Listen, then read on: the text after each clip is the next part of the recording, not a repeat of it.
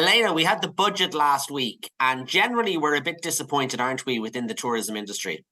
Yeah, like there's loads of words you could use, disappointed, underwhelmed, surprised actually is another one. And I suppose, the more recent CSO statistics that we have from earlier this year, like they now categorically show that 13% of all, job support in the country, of all livelihoods, are in tourism.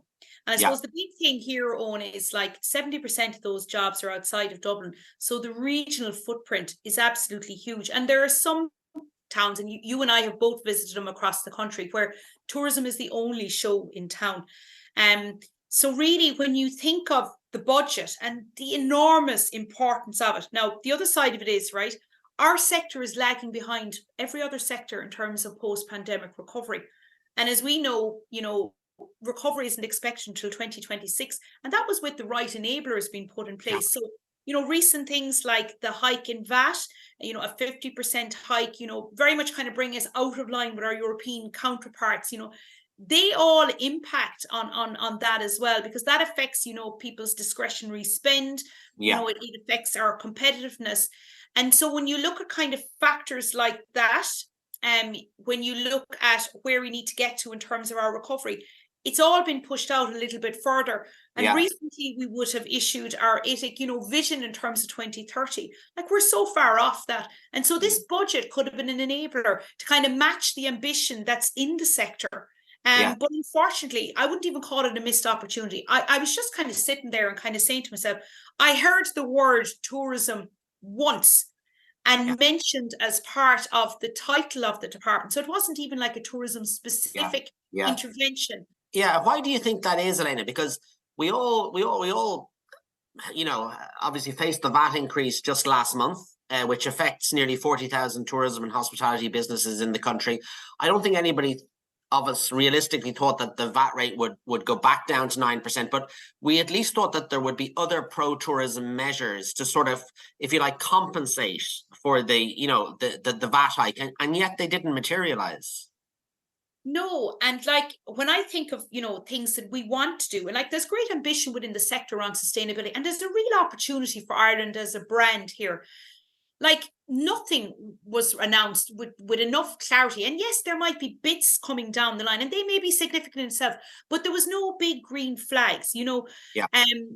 You look at the National Training Fund, potentially unlocking that and the surplus and using that to upskill the nation.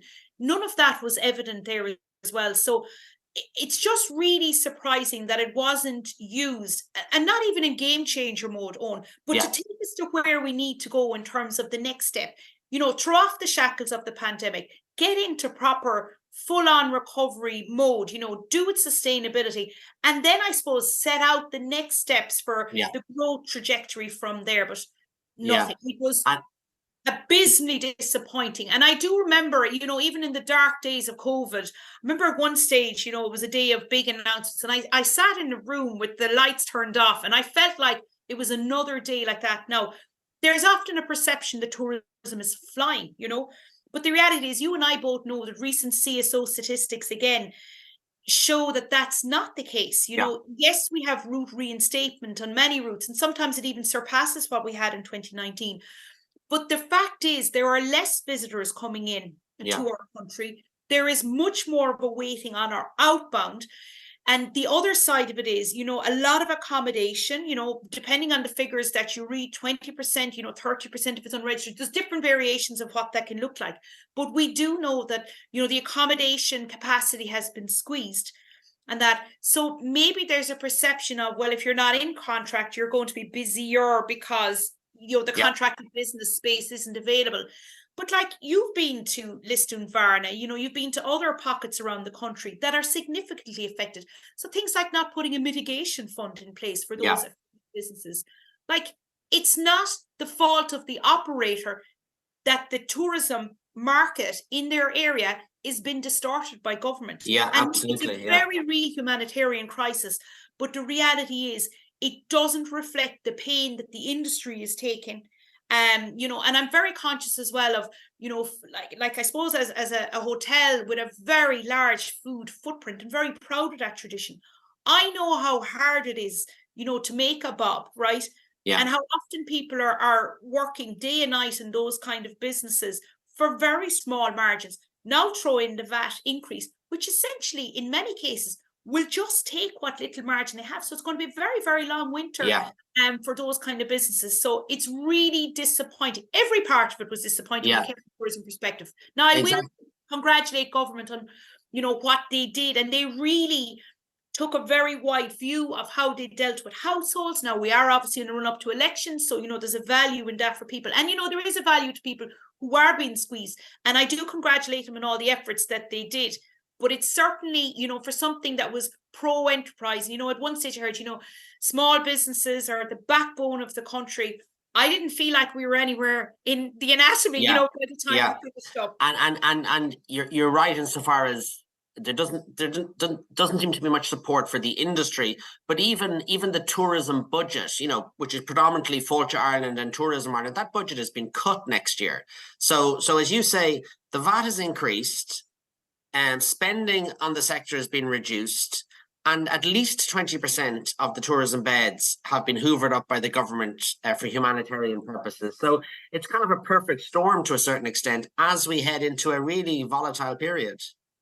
Correct. And there's a lot of uncertainty, and I even noticed simple things. We had 2 weddings that were cancelled for next year, this year, so you see the squeeze, how it's going to play out there as well. But just to kind of loop back to what you were saying there in terms of, the tourism department and the agencies, their funding is not where it needs to be. It doesn't take into account inflation at a basic level, and so if you think of the value of tourism in Ireland, we were looking at 9 billion revenues before. It has the potential to grow to way beyond that. If we look at employment, it has the potential to grow to 350,000, But when you think, if we're not allowed to grow tourism and to grow it sustainably, and the agencies don't get the resources that they need, both on the ground and in terms of promotion, like, where is it all going to end? And so that's the bit that makes you wonder, like, are we valued? How can 13% of the working population of this country not be valued in that respect? It's really, really, it's deflating. Yeah. And Elaina, does that give strength to the ITIC argument, the argument we've always had that tourism should be within a sort of an enterprise or an economic portfolio? Should it be thought of as a really serious job creator and somewhere that can give regional economic balance? Absolutely, Owen. And if you think back to, the post-Celtic Tiger recession and all that came with it, tourism was actually the #1 generator of jobs as we tried to pull ourselves as an Ireland brand and economy, out of the mire. And that's the reality. And we have the capability and we've the ambition to do so much more and to do it sustainably than what we have. And it is not a reflection on our current minister insofar as, particularly during the pandemic, her support was just incredible. And honestly, at the time, it was existential. And it's the difference between the industry being there as a whole and not there. But I suppose as we are not being allowed to throw off the shackles of the pandemic because of the distortion in the market and because of the lack of supports, and things like the VAT is a very, very real example of that. So there's always, I suppose, and our minister has a very, very broad range of things, and oh my God, the energy that you would need, to cover all that grounds, and to do it really, really well. But there's a huge economic impact as the #1, in Indigenous industry and 13% of all jobs. Like, if that doesn't get the economic attention that it needs, well, what is it all for? Yeah. So where to now, Elaina? I know we're looking for a face-to-face meeting, aren't we, with Minister Catherine Martin? I suppose we have to make the argument, face-to-face. We made the argument in advance of the budget, but we have to equally, double down on our efforts post-budget. Well, the thing is, Owen, we can't afford to not to. Businesses are on the line here. Our tourism product is on the line in terms of, the limited investment that can take place. Our reputation, overseas in terms of the value that, our agencies, Tourism Ireland, are going to get and go to market. So we can't but do it. We owe it to so many people in terms of doing it. And I suppose to go back to the value of tourism, it's at a very basic level. it's, you know, youth employment. I look at my son and his friends, you know, they start here. So many people work with us throughout their college years and supports that, right? You know, when you take that footprint at 13%, that's more than all of the people who work in agriculture and construction combined, right? It is almost as much as what works in FDI. And if you think back to the budget, how many times was agriculture, and my husband is a part-time farmer, I may add, right, amongst trying to do all the other things to keep the show on the road. And I value the ag community and I value construction. I think we all really see the value of that, you know, between the pandemic and post-pandemic. But the reality is they were mentioned on multiple occasions during the budget. And we are the number one. We're more than the two of them together. And it never rose its head as being something deserved more attention from a government point of view. So that in itself begs the question, where is tourism best placed? And the economic impact of it should be recognised accordingly. Yeah, very good. I always think Adair is a great example because between yourself and the Woodlands House Hotel, the Dunraven Arms, you know, the Adair Manor itself, like tourism is the beating heart of Adair, and it's the beating heart of so much of regional and rural Ireland. And we as an industry, you know, you're dead right. We as an industry are ambitious about our future, but it has to be enabled by pro-tourism policies from government. And we just didn't get that last week, did we?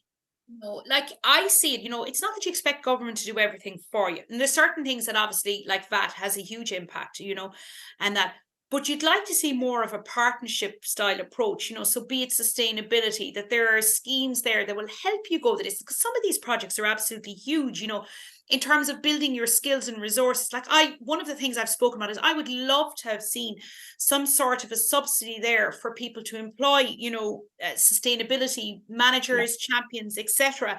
And we're lucky enough here in our own hotel to have one, but that comes with a huge cost. Now, it's very important in terms of our journey and our responsibility to our community, our planet, and the people with us in that as well. So it's just, you know, the ambition is there, but you need that partnership and collaboration to make it work. And yes, we do collaborate, but I suppose the budget was an opportunity to really kind of show where are we going next year. Right now, I feel like with the investment and the lack of attention and the lack of resources that were put into tourism, that we're almost being left where we are now.